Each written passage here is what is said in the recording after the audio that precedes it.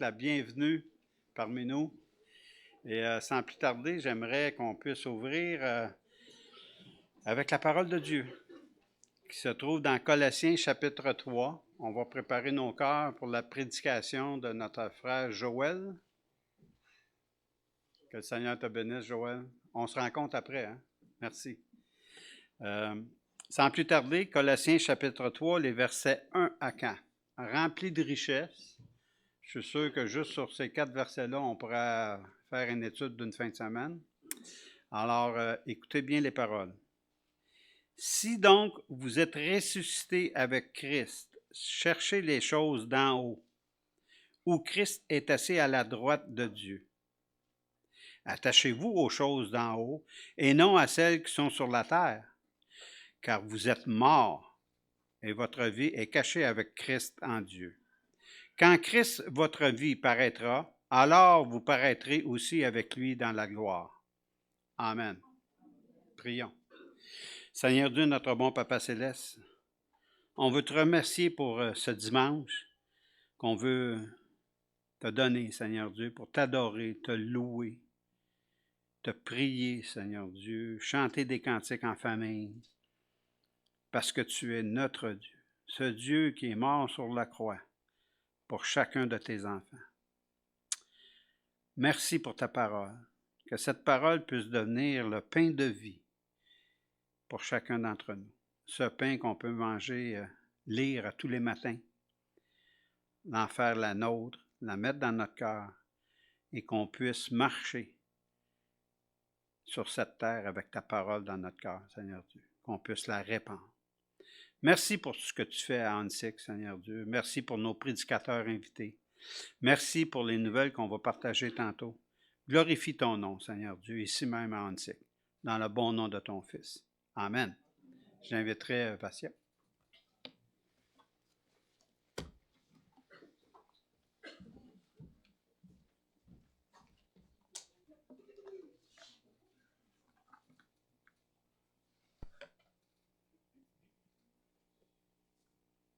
Bonjour, nous allons nous lever.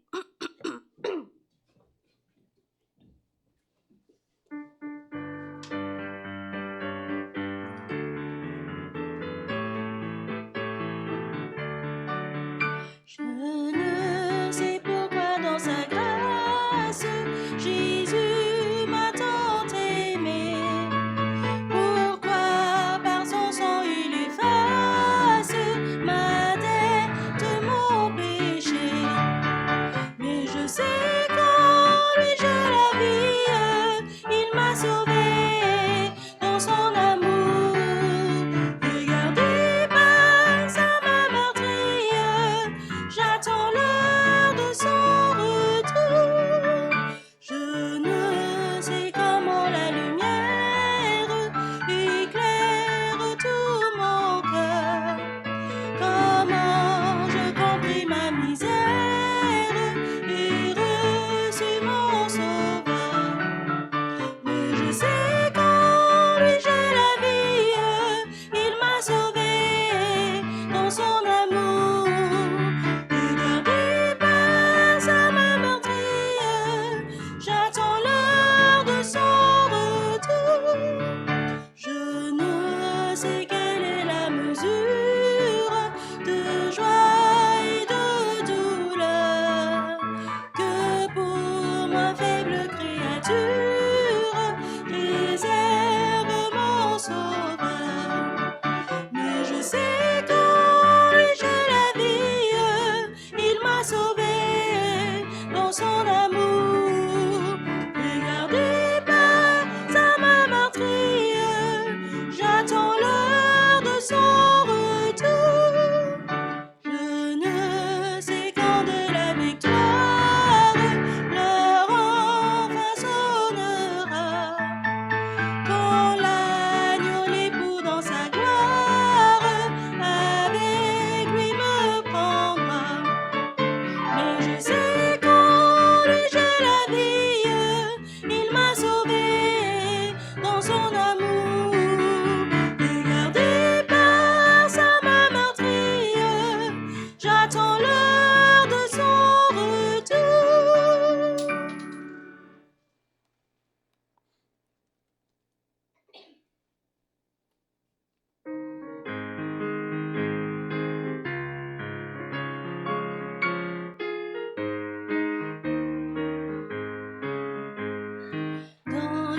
cieux et sur la terre, il n'est aucun nom plus doux, aucun que mon cœur préfère, au nom du Christ mort pour nous.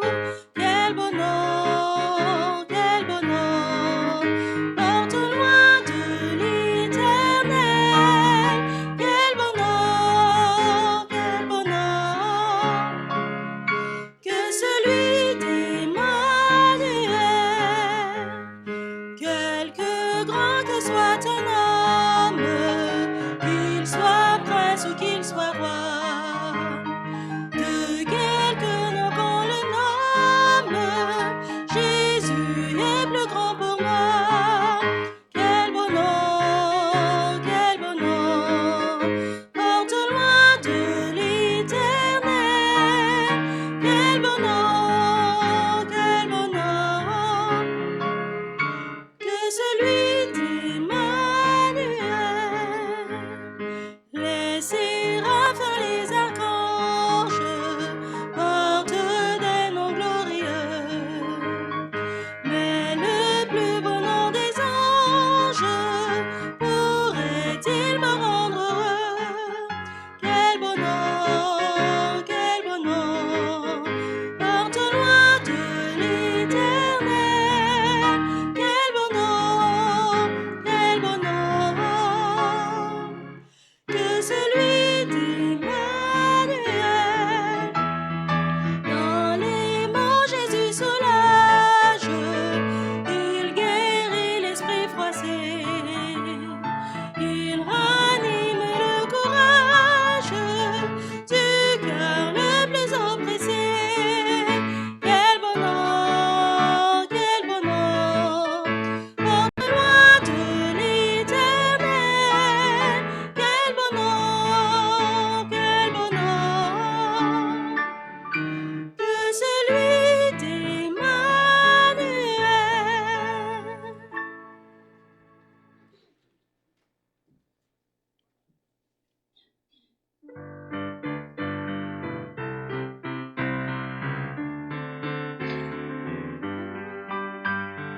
Jésus le trône de son Père et descendit ici-bas sur la terre. Il accepta la crèche pour berceau, lui roi des rois, le fils du Dieu très haut.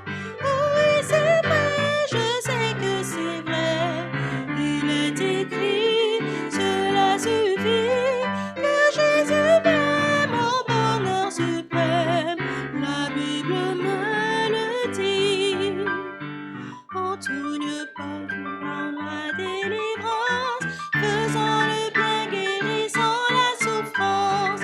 Il pardonnait aux pécheurs repentants, il bénissait jusqu'au petit enfant.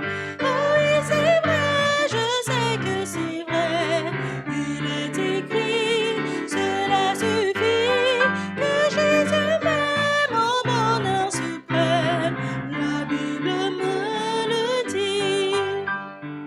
Il fut cloué sur la croix méprisable, lui juste et saint mourut pour moi coupable. Pour me sauver, son sang fut répandu, c'est pourquoi j'aime le Seigneur Jésus. Oui, c'est vrai, je sais que c'est vrai, il est écrit, cela suffit, que Jésus est mon bonheur suprême. La Bible me le dit. Plus que vainqueur, il sortit de la tombe. Gloire à l'agneau divin, sauveur du monde. Il règne au ciel, intercède pour moi, et vient bientôt me chercher, je le crois. Oui, c'est vrai, je sais que c'est vrai, il est écrit, cela suffit, que Jésus est mon bonheur suprême. La Bible me le dit. La Bible me le dit.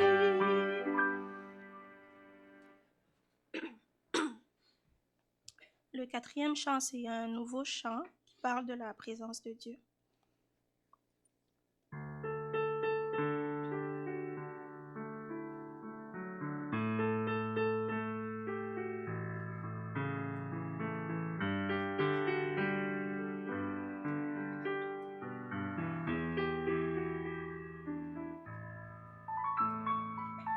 Je viens dans ta présence, Seigneur de l'univers. Rien n'a plus d'importance, rien n'a plus de valeur. Je viens chercher ton cœur, trouver ta volonté, me tenir prosterné en chantant tes louanges. Ton nom est grand, ton nom est saint, ton nom est digne de louange. À toi l'honneur, à toi la gloire, à toi la puissance et la force. Jésus, agneau de Dieu.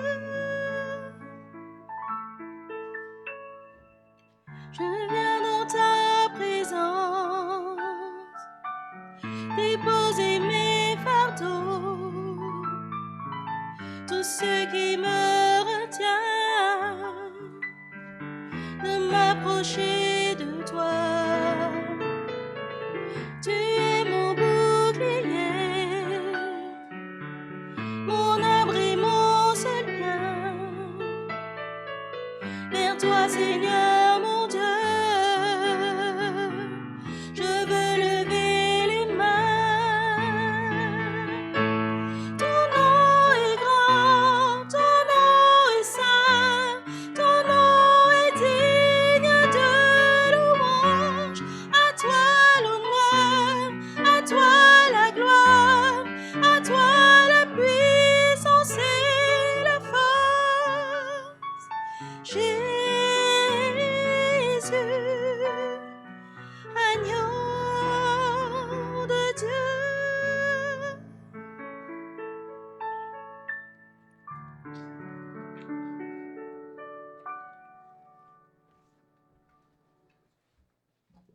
Merci. On peut prendre place. Nous allons prendre les offrandes. Alors, j'invite Claude et Richard. Non, Jérôme est là. Excuse-moi. Jérôme. Nous allons prier pour remercier le Seigneur. Seigneur Dieu, notre bon Papa du ciel, encore une fois, on veut te remercier pour ta grâce que tu nous donnes à chaque semaine, ta bénédiction que tu mets dans nos foyers. Et merci de nous donner la possibilité de pourvoir aux besoins de l'Église à travers nos offrandes. On veut poser un geste de reconnaissance envers tout ce que tu fais pour nous. C'est un petit geste qui est grand pour nous, Seigneur Dieu, parce que la vie est difficile monétairement. Et je crois que plusieurs familles font des sacrifices pour intercéder dans ton royaume avec ce que tu nous donnes, Seigneur Dieu. Puisses-tu bénir cette offrande. Donne sagesse au conseil qui distribue cet argent, qui l'utilise à bon escient. Dirige-nous, Seigneur Dieu, dans ton œuvre, dans le bon nom de ton Fils. Amen.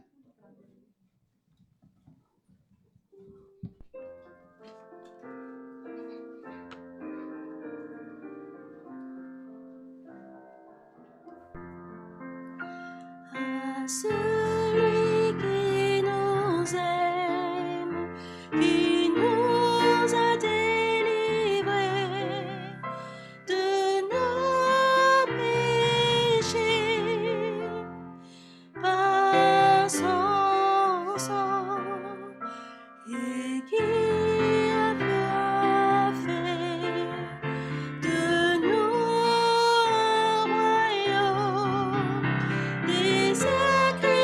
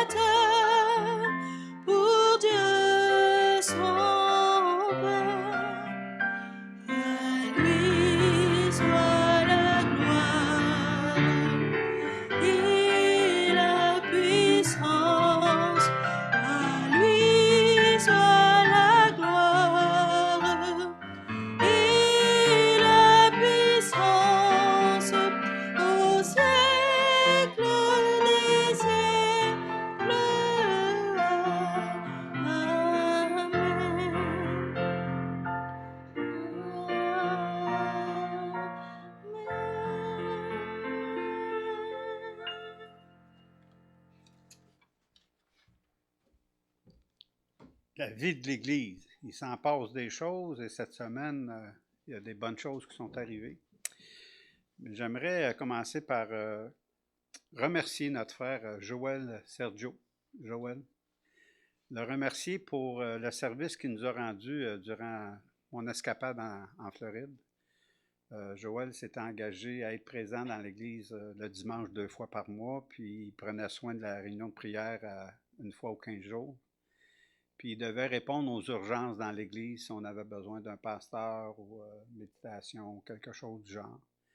Et il a rendu un précieux service. Alors je voudrais l'applaudir et remercier. Alors, à travers Joël, le Seigneur a permis de prendre soin de l'église d'Annecy. Est-ce que vous voulez une autre bonne nouvelle? C'est une bonne nouvelle. Il faut prier pour ça. Il y a un pasteur qui, ça fait 1 an qu'il a visité son église, qui prenait sa retraite. Il termine à fin d'août en principe. Il m'a appelé en Floride cet hiver. Il songeait à s'en venir ici, mais qui jonglait avec beaucoup de choses. Il mettait ça devant Dieu. Alors, on a prié. On a parlé au conseil à Claude puis à Jérôme. Il est venu nous rencontrer à 2 reprises. Et il nous a fait part cette semaine que son cœur était rempli de flammes pour s'en venir ici. Alors, il va venir nous rencontrer, il va prêcher au mois de mai, une fois, et au mois de juin, une fois. Juillet et août, il est occupé dans son église et à régler toutes ces choses pour la cessation de son engagement là-bas. Il attend des nouvelles de son médecin aussi, saint médecin, parce qu'il relève de son 4e cancer. Il a eu des problèmes cardiaques aussi avant ses cancers, en tout cas. Alors, ça, c'est des mains du Seigneur. Il est en train on l'a rencontré, il va établir un plan d'ici cet automne pour, il va travailler avec nous autres, quand je dis nous autres, le conseil, cet été, il va se mettre disponible. Puis, on va établir un plan d'action tous ensemble pour les besoins de l'Église, comment il va répondre aux besoins, ce qu'il va analyser, ainsi de suite. Et cet automne, nous devrions prendre appelez ça comme vous voulez, il va nous faire un offre à l'Église, puis on va en discuter l'Assemblée tous ensemble avec lui.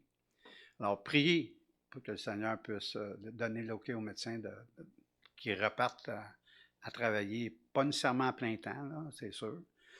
Je ne me souviens plus quel âge qu'il a, on va dire 70 ou pas. 72. Alors, ça va être à regarder tous ensemble. Vous allez participer à ces rencontres-là cet automne quand le plan d'action va être établi. Maintenant, pour des nouvelles pour notre sœur Yolande, ceux qui veulent aller la voir, faites attention, elle a déménagé, pas d'hôpital, mais de chambre. Elle n'est plus au 214, elle est au 231, c'est au bout du corridor un petit peu à gauche. Elle a changé de voisine aussi, mais elle allait très bien. Fait que, prenez note. Aussi, j'aimerais vous demander des prières pour mon épouse Lucie, qui a eu petite maladie cette semaine. Alors, on a essayé d'aller à la clinique, tout ça, il n'a pas pu. Alors, ça se passe tranquillement, par la grâce de Dieu. Fait que priez pour qu'elle soit complètement rétablie. La réunion de prière, le mercredi soir, on continue à se réunir avec chacune des personnes qui se présentent. J'appelle ça des lueurs à Onsic, ces personnes-là. Alors, c'est une lueur qui resplendit ici même à Onsic. On peut partager, on prend soin des uns des autres. Et quand je dis des partages, c'est sans jugement. Alors, on peut parler des vraies choses, comme on dit. Et on peut prier les uns pour les autres à ce moment-là. C'est agréable. En tout cas, je suis heureux d'être ici, de vous accueillir, puis de pouvoir grandir ensemble avec la parole de Dieu. À la fin du culte, on a des réunions. Alors, aujourd'hui, ça va être difficile si vous voulez nous rencontrer.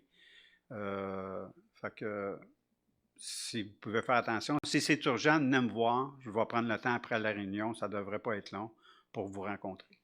Ceci étant dit, on va passer... Oui. Oui, c'est vrai. On a des meubles à déplacer en haut après le culte. Si vous pouvez aller rejoindre Jérôme, mais 5 minutes après qu'on s'est rencontrés. Il va monter en haut. Alors, si vous pouvez, on a besoin de bras. On refait tout le plancher en haut, la garderie, puis tout ça. Là. dans les semaines qui s'en viennent. Alors, il faut déplacer des choses pour préparer la venue des ouvriers. Alors, on vous demanderait d'aider notre frère Jérôme. Sans plus tarder, on va chanter pour les enfants qui montent en haut.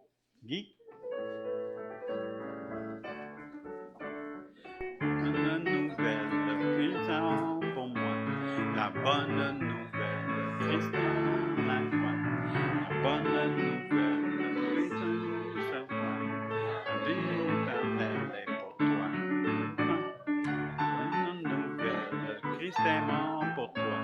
La bonne nouvelle, Christ en la foi.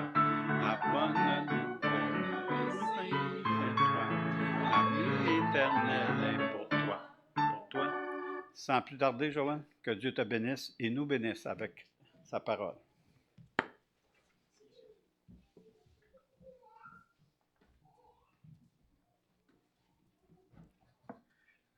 Bonjour à vous ce matin.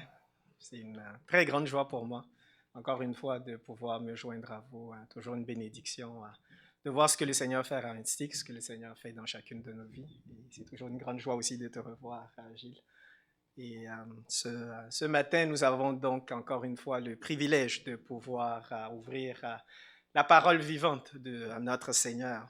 Le verset qui me fascine toujours dans les Écritures, c'est que la parole de Dieu est vivante et efficace. Avez-vous déjà vu un livre vivant?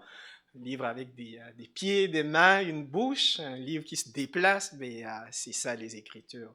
C'est une parole qui est vivante, elle nous parle de Dieu, elle nous change, elle nous transforme, elle nous corrige, elle nous exhorte, elle nous met devant nos péchés. C'est vraiment une grande bénédiction pour nous de pouvoir avoir accès à cette parole. Et ce matin, nous allons poursuivre ce que nous avons commencé déjà depuis 4 mois, donc notre étude du sermon sur la montagne.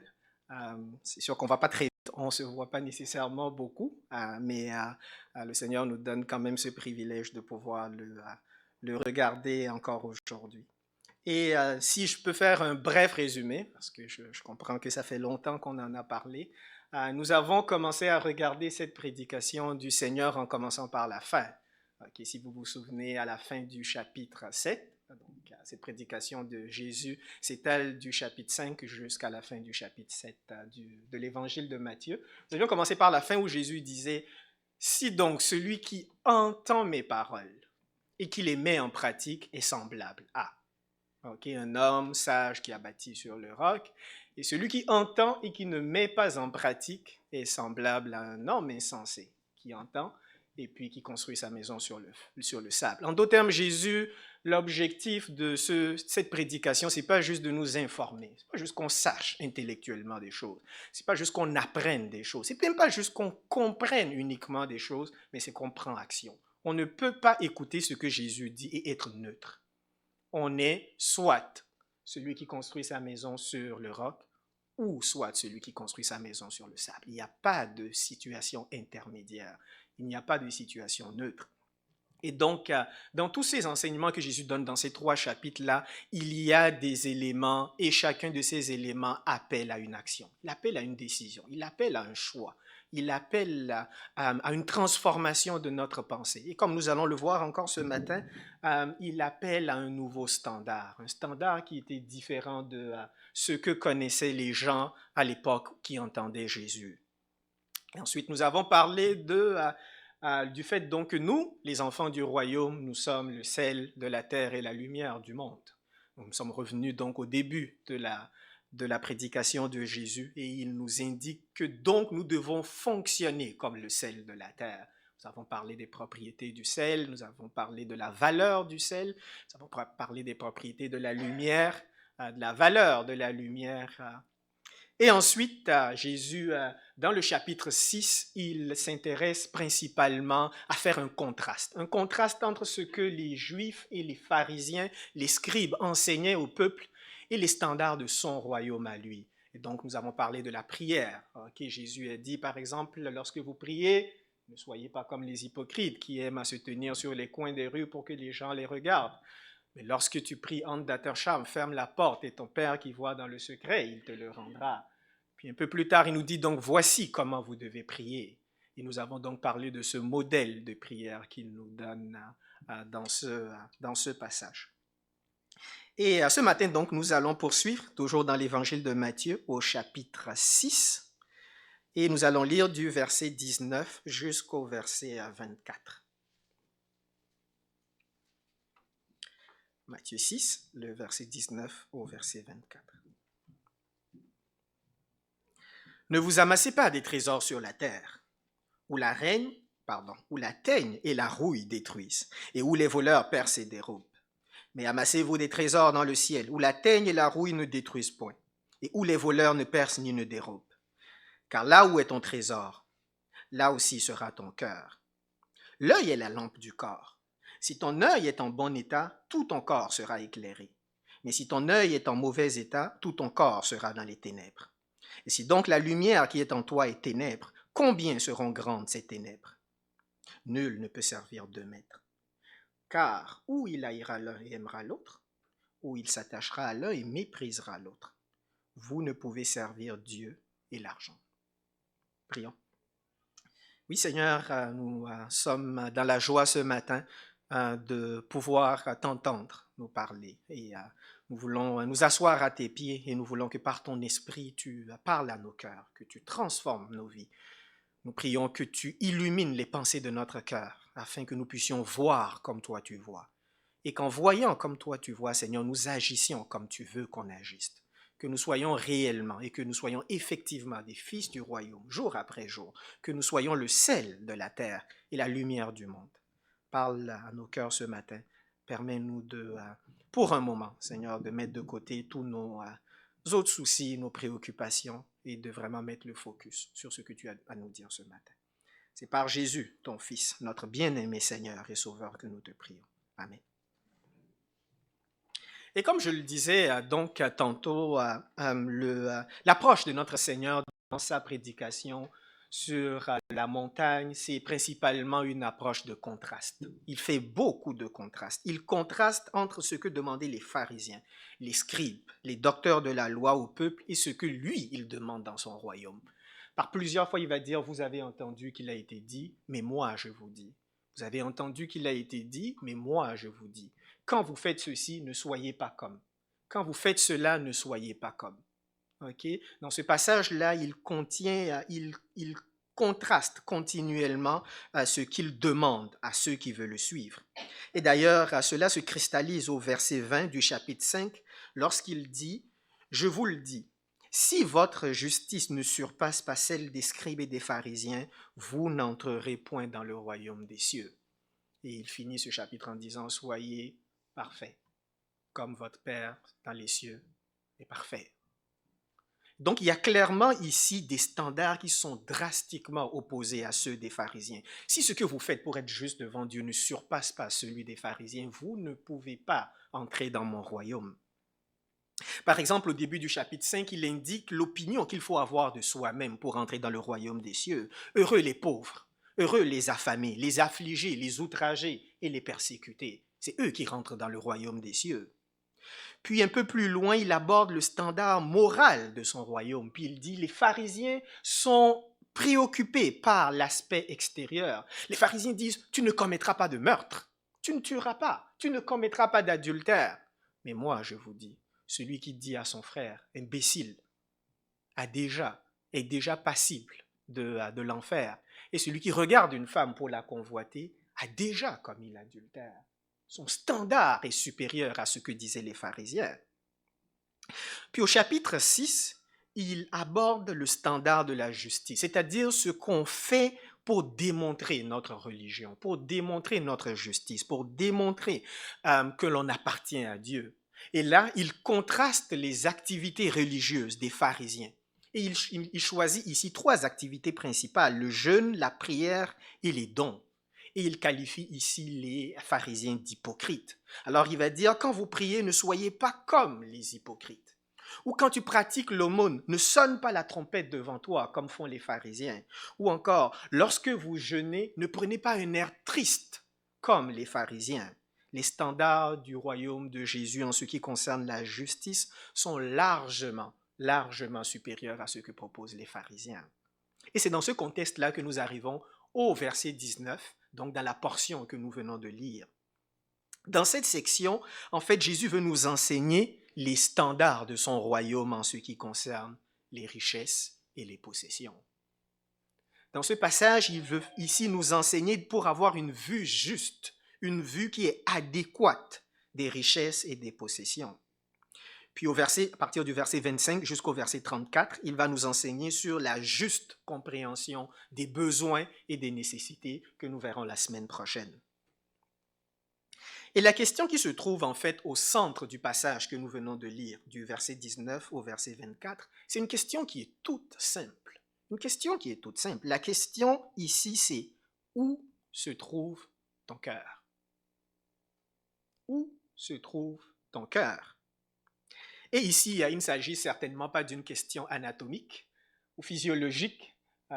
Jésus ne s'attend pas à ce qu'on lui dise que notre cœur se trouve entre nos deux poumons, légèrement à gauche du sternum, au-dessus de notre estomac.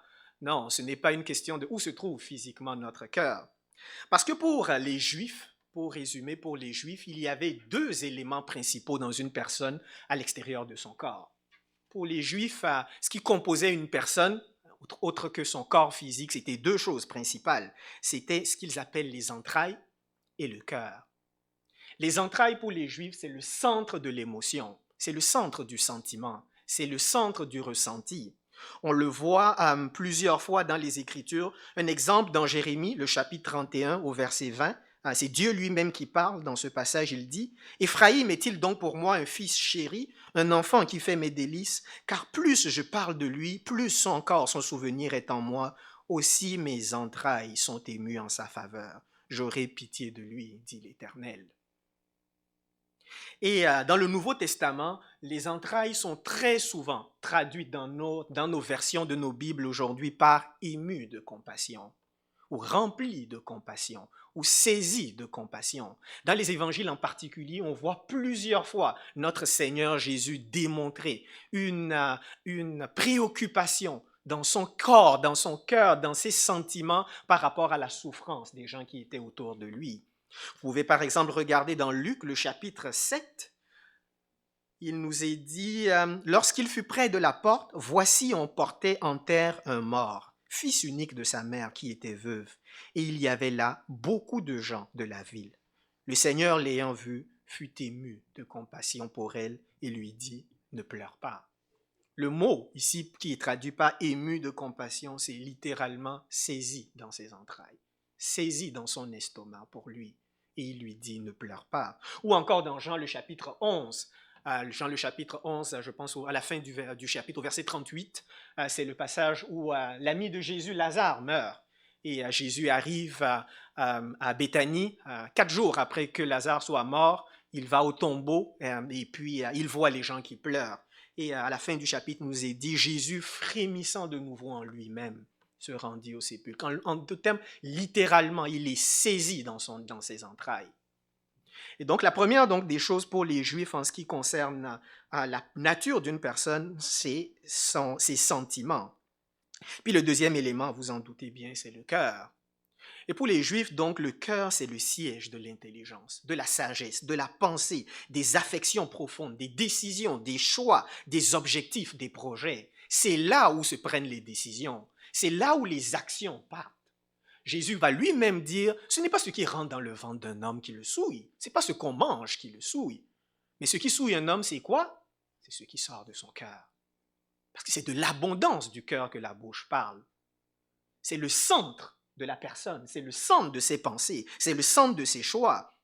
C'est pour cela que David lui-même peut dire dans le psaume 119, par exemple, « Je serre ta parole dans mon cœur pour ne pas pécher contre toi. » Et Salomon lui-même nous enseigne la même chose dans le Proverbe, le chapitre 3, « Confie-toi en l'Éternel de tout ton cœur et ne t'appuie pas sur ta propre intelligence, sur ta propre sagesse, mais en lui ta confiance. » Et donc la question au centre du passage que nous avons lu ici, la question que Jésus pose en donnant une réponse à cette question, c'est où se trouve ton cœur? En d'autres termes, quelle est la concentration et la préoccupation de ta vie? Qu'est-ce qui occupe le plus ton temps, tes pensées, tes réflexions? Sur quoi ton énergie est-elle la plus sollicitée? Et la réponse que Jésus donne est on ne peut plus simple. On ne peut plus simple. Une réponse simple, mais ô combien profonde. La réponse de Jésus, c'est ton cœur se trouve là où est ton trésor. Ton cœur, mon cœur se trouve là où est mon trésor. Nous l'avons vu. Car là où est ton cœur, là aussi est ton trésor. Là où se trouve ton trésor, c'est là aussi où se trouve ton cœur. Et la réponse appelle donc immédiatement la question, mais quel est le trésor dont il parle? Quel est mon trésor? Quel est ton trésor? Si ton cœur se trouve là où se trouve ton trésor, quel est ton trésor afin que nous puissions savoir où se trouve notre cœur? Et si nous prenions le temps d'examiner cette question individuellement, si nous prenions le temps d'y réfléchir, la plupart d'entre nous arriverions probablement à cette réponse. Notre trésor, c'est quelque chose. Trésor, c'est quelque chose. J'aimerais vous citer un paragraphe issu du livre Money and Possessions et repris par John MacArthur. Voici Monsieur et Madame Chose. Monsieur et Madame Chose forment un couple très agréable et très réussi. C'est du moins le verdict lorsqu'on mesure leur vie à la lumière du chose-maître.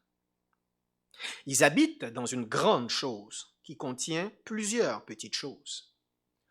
Regardez Monsieur Chose, il est assis sur une chose large et bien dispendieuse, entouré de plein de choses, des choses sur lesquelles s'asseoir et des choses sur lesquelles ne pas s'asseoir, des choses à côté desquelles s'asseoir, des choses sur lesquelles cuisiner, des choses toutes brillantes et neuves avec lesquelles manger, des choses et des choses, des choses avec lesquelles laver des choses à laver, des choses pour se divertir, des choses pour regarder, des choses pour se réchauffer et des choses avec lesquelles se rafraîchir.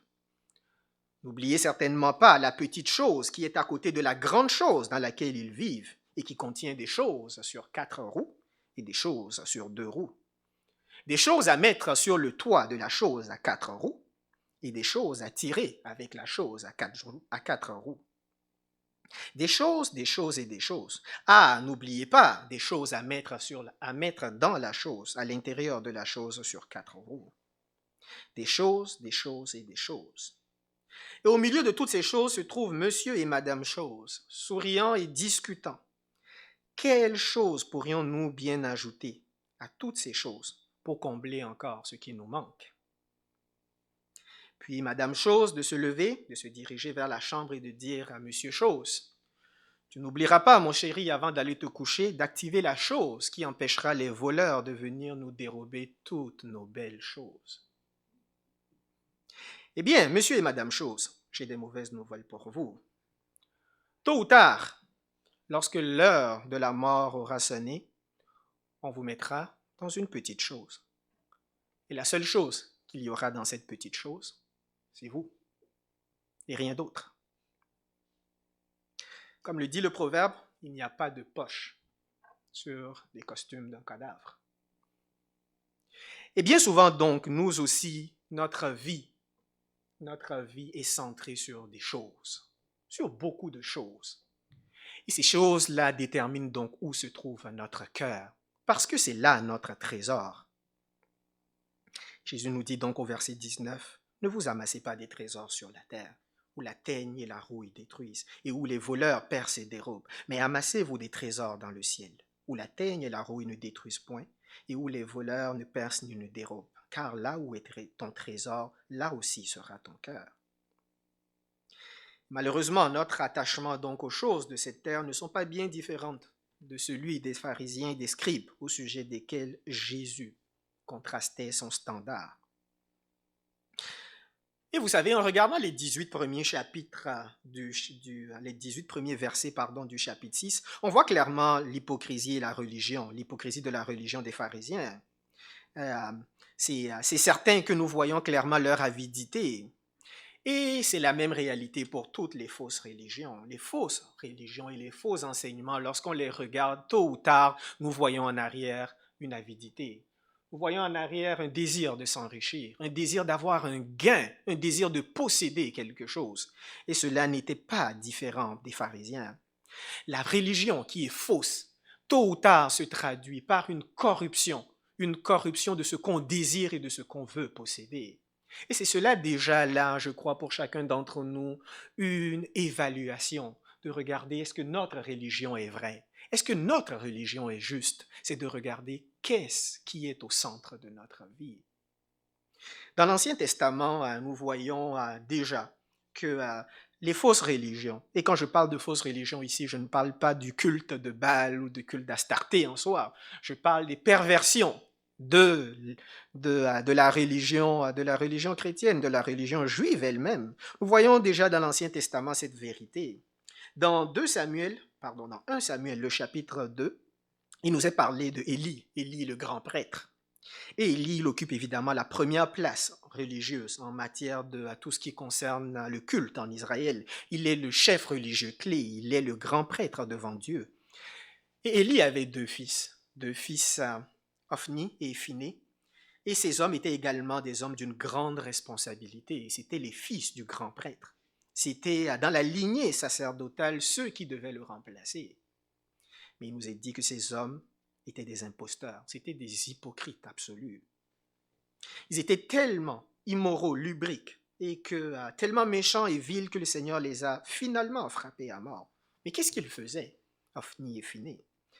Nous regardons dans le verset 12 du chapitre 2, il nous est dit « Le fils d'Élie était des hommes pervers, ils ne connaissaient point l'Éternel. Voici la manière d'agir de ces sacrificateurs à l'égard du peuple. Lorsque quelqu'un offrait un sacrifice, le serviteur du sacrificateur arrivait au moment où on faisait cuire la chair. Tenant à la main une fourchette à 3 dents, il piquait dans la chaudière, dans le chaudron, dans la marmite ou dans le pot. Et tout ce que la fourchette ramenait, le sacrificateur le prenait. C'est ainsi qu'ils agissaient à l'égard de tous ceux qui venaient à Israël pour offrir un sacrifice. Dieu avait donné des instructions sur la manière dont le sacrifice devait être fait. On devait brûler une partie de la viande pour le Seigneur, des parties spécifiques. Il y a une partie qui était pour le sacrificateur. Mais ce qu'il faisait, il disait, non, attends, je vais regarder d'abord. Je vais choisir les parties qui m'intéressent et tu brûleras ensuite le reste pour Dieu. Puis, voici ce que les gens répondaient. Quand on aura brûlé la graisse, tu prendras ce qui te plaira. Et si l'homme disait, quand on aura brûlé la graisse, tu prendras ce qui te plaira, le serviteur répondait, non, tu donneras maintenant, sinon je prends de force. Ces jeunes gens se rendaient coupables devant l'Éternel d'un très grand péché parce qu'ils méprisaient les commandements de l'Éternel. Ils étaient attachés aux choses et ils méprisaient ainsi les choses qui appartenaient à Dieu. Ils étaient là pour obtenir le maximum de ce qu'ils voulaient, de ce qu'ils pouvaient. Ils étaient cupides. Et ils étaient cupides. Et les pharisiens du temps de Jésus n'étaient pas bien différents. Ils utilisaient leur position religieuse pour se garnir les poches. Pour les pharisiens, être riche, c'était être saint. Être riche, c'était de pouvoir dire « Regarde combien Dieu me bénit. Si je suis riche, c'est parce que Dieu me bénit. Et puisqu'il me bénit, c'est parce qu'il approuve mes voies. » Et donc, les possessions et les richesses pour les pharisiens, c'était le signe de la bénédiction de Dieu. Pas bien différent de certaines choses qu'on peut entendre encore aujourd'hui, n'est-ce pas? C'est ce que produit la fausse religion. Un désir de posséder, parce qu'ils croyaient que la bénédiction de Dieu se traduisait par les richesses. Un pharisien pauvre, ça n'existait pas, c'était un oxymore.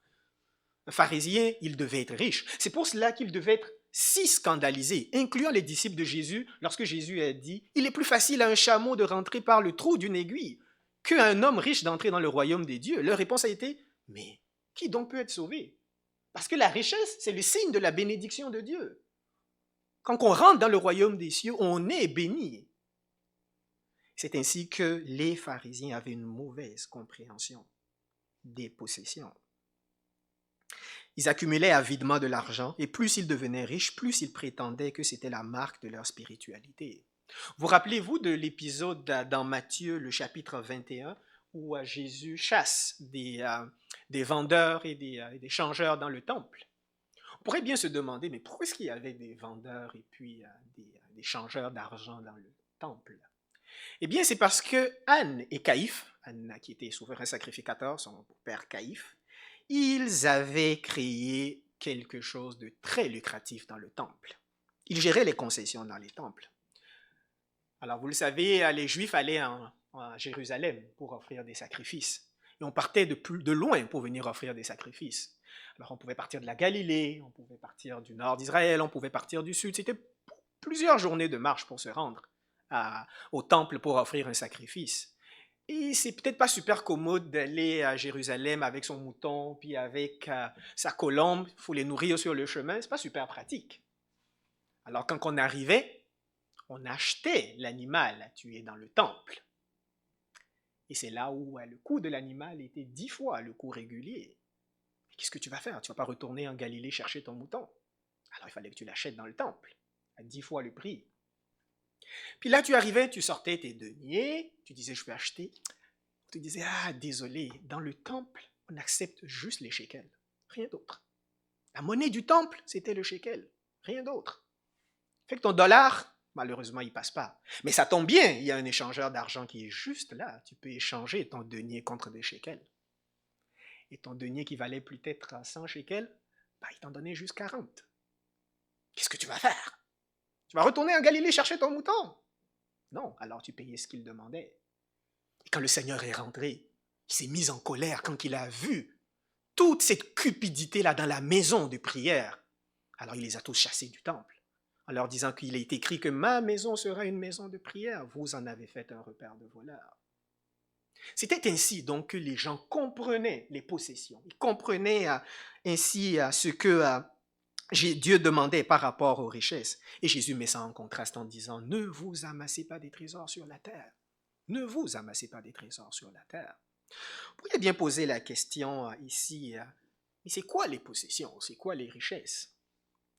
Eh bien, les possessions et les richesses, c'est très simple. C'est tout ce que nous avons au-delà de ce qui est nécessaire. C'est la définition la plus simple que nous pouvons donner. Et nous savons ici que Jésus ne parle pas des nécessités, il ne parle pas des besoins, parce qu'il en parle au verset 25 que nous allons voir la semaine prochaine.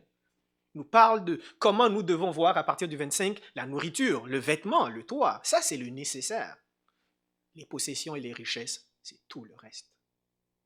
C'est tout le reste. Mes enfants me demandaient il n'y a pas si longtemps, papa, est-ce que nous sommes riches? Je leur ai demandé, vous n'avez pas idée comment on est riche. Vous n'avez pas idée comment on est riche.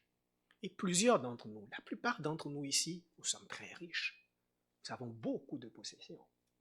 Et c'est de ces choses-là dont Jésus parle ici. Et ce qu'il nous dit, c'est ne vous amassez pas des trésors sur la terre. Ne vous amassez pas ces choses sur la terre. Ne vous amassez pas des trésors sur la terre. Pourquoi ne pas nous amasser des trésors sur la terre? Dans ce passage, Jésus nous donne 3 raisons.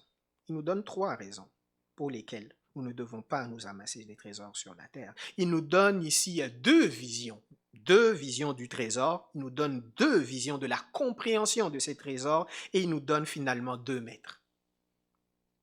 Il nous explique pourquoi nous ne devons pas nous amasser des trésors sur la terre en nous donnant 3 paires de contrastes. 3 paires de contrastes.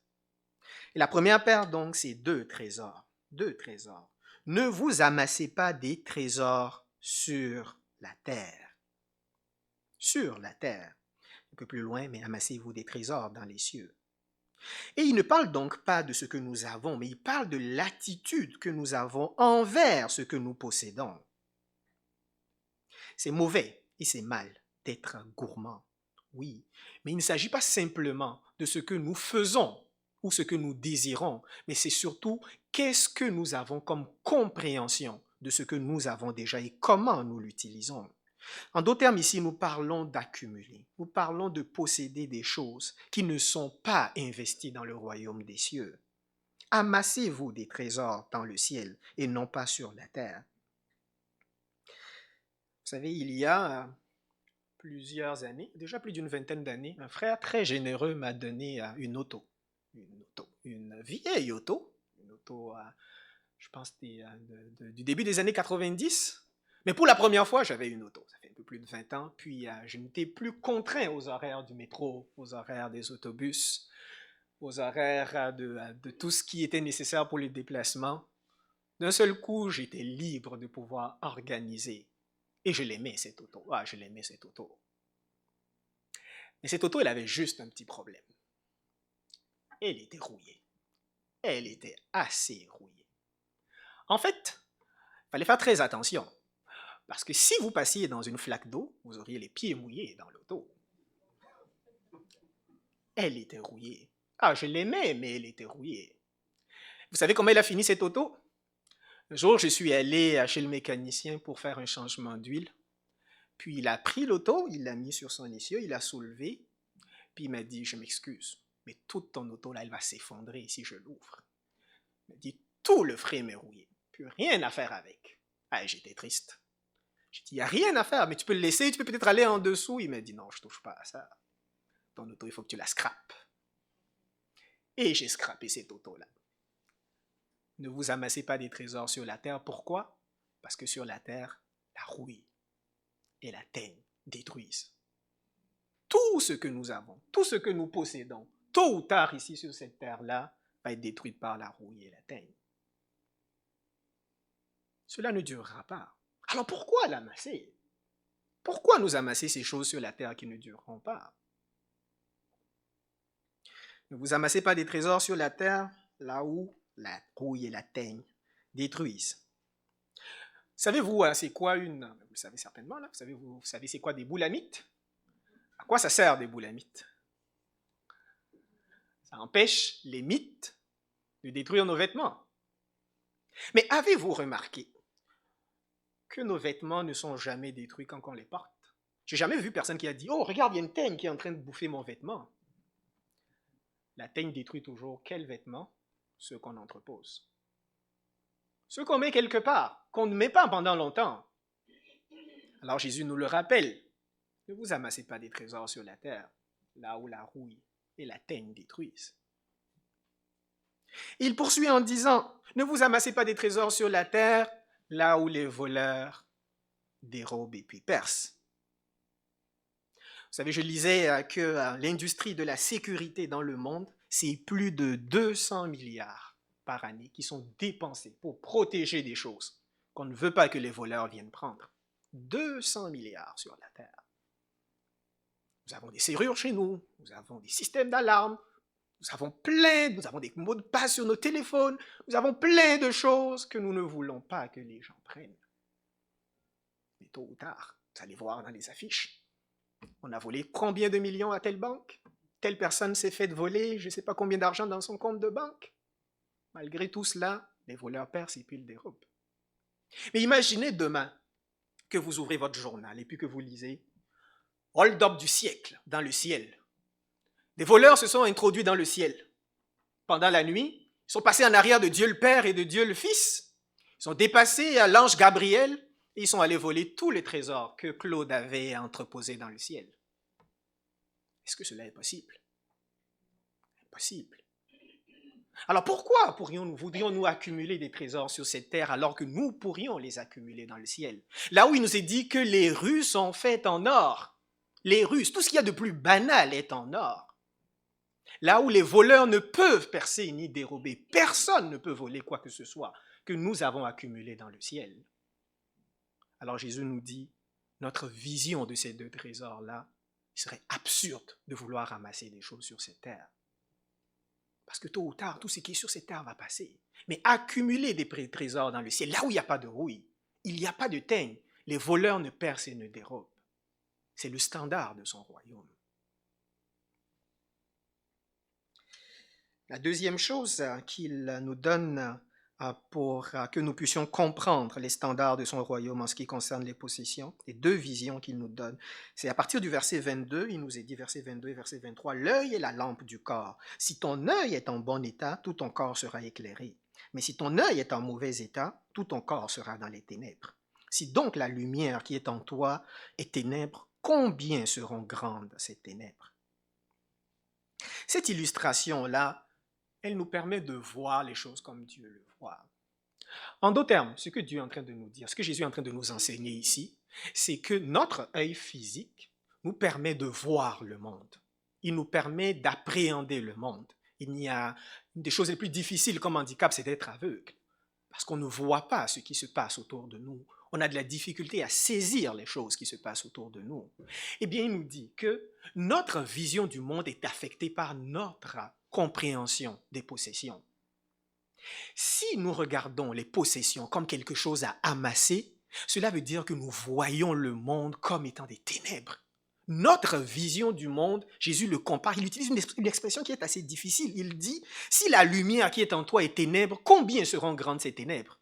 En d'autres termes, si tu accumules des choses sur cette terre, si ta possession, ta vision de la possession, c'est de les accumuler, ce que tu vois, ce que tu penses voir, c'est juste des ténèbres. Tu ne vois pas.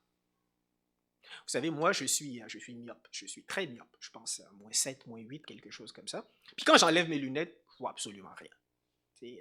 Je vois des blobs de couleurs. Je suis capable de dire, ah, ok, ça c'est plus clair, c'est probablement quelqu'un qui a la peau blanche, ça c'est plus noir, c'est probablement quelqu'un qui a la peau noire, mais ça s'arrête là, je ne vois pas grand-chose avec ça. Mais c'est exactement ce que Jésus est en train de nous dire. Notre vision est obscurcie ou éclaircie par notre compréhension des possessions.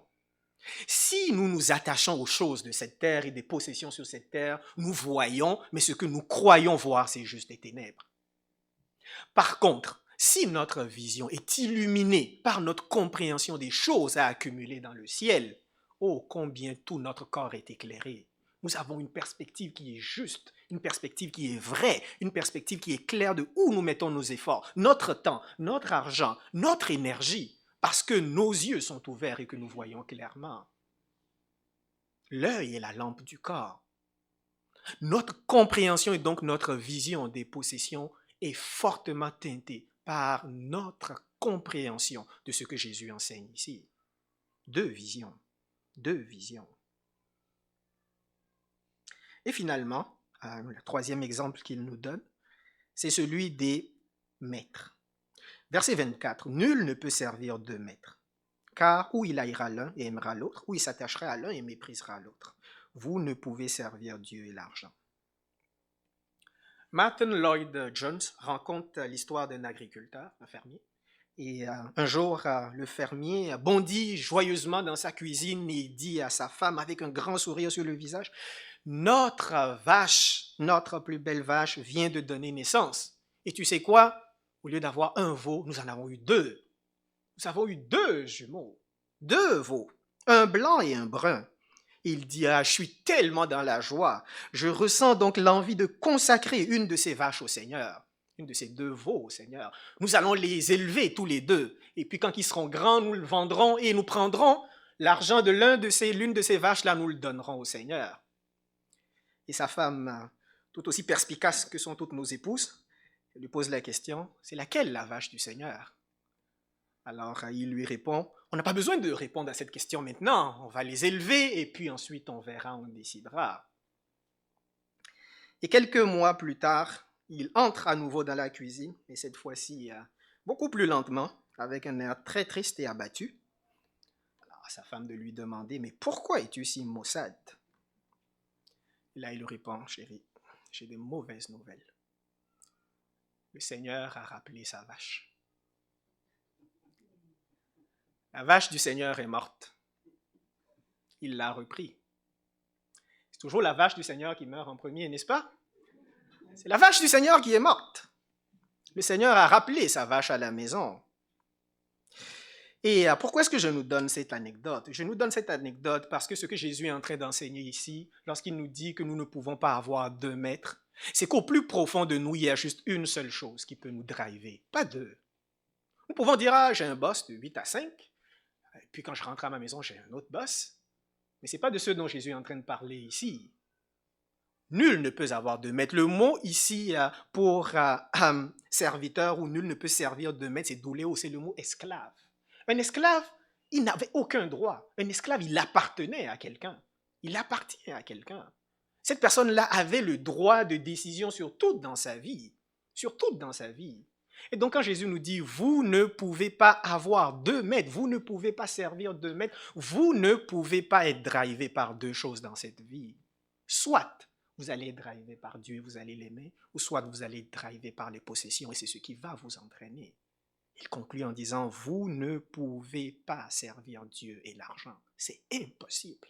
Nous faisons plein d'efforts, bien souvent nous les chrétiens, pour réconcilier ces deux choses-là. Nous voulons trouver un équilibre. Nous voulons trouver une façon où nous allons pouvoir gérer 2 maîtres. Mais c'est impossible.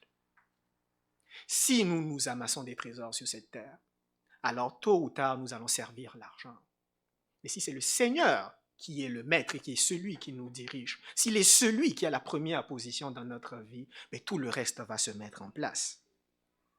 Tout le reste va se mettre en place. J'aimerais simplement finir en nous citant 2 exemples de personnes qui ont pris ces décisions-là dans leur vie. Qui ont pris ces décisions, ils l'expriment d'une façon, je pense, qui est très encourageante pour nous. Premièrement, Caleb. Caleb, dans le livre de Genèse, au chapitre 33, il nous dit « J'ai entièrement suivi l'Éternel, mon Dieu. » Quel témoignage! J'ai entièrement suivi l'Éternel, mon Dieu. Entièrement. Mon cœur était tout entier dédié à l'Éternel. Et David, dans le psaume, le chapitre 16, il exprime de cette façon-ci, « J'ai toujours l'Éternel devant moi. » J'ai toujours l'Éternel devant moi. Quand je regarde à gauche, il est là. Quand je regarde en arrière, il est là. Quand je regarde en avant, il est là. J'ai toujours l'Éternel devant mes yeux. Je l'ai toujours devant mes yeux.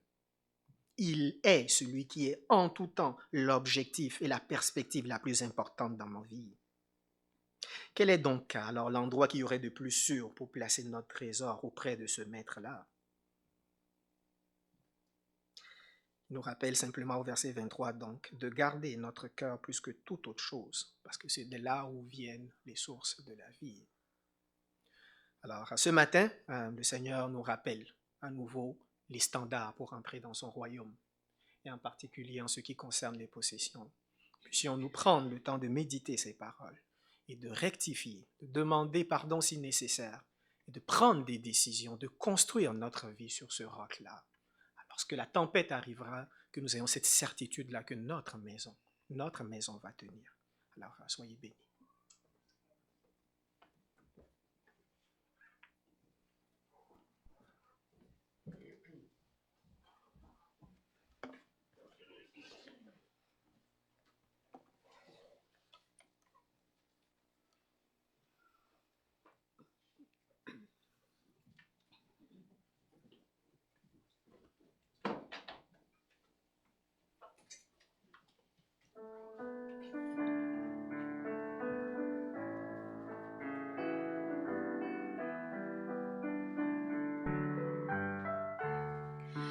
Jésus seul est mon espoir, lui ma lumière, ma force, mon chant, pierre angulaire, solide rempart, même quand l'orage devient violent. Oh quel amour, oh quelle paix, les luttes cessent, la peur se tait, mon réconfort, mon plus grand bien.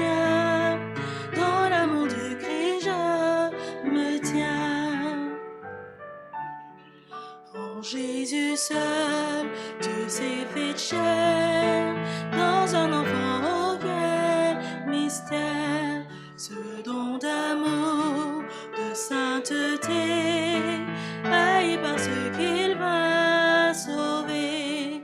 Jusqu'à la croix, il s'est livré, sur lui la colère est tombée, tous mes péchés, il les a pris, par l'amour de Jésus je vis. Là dans la tombe,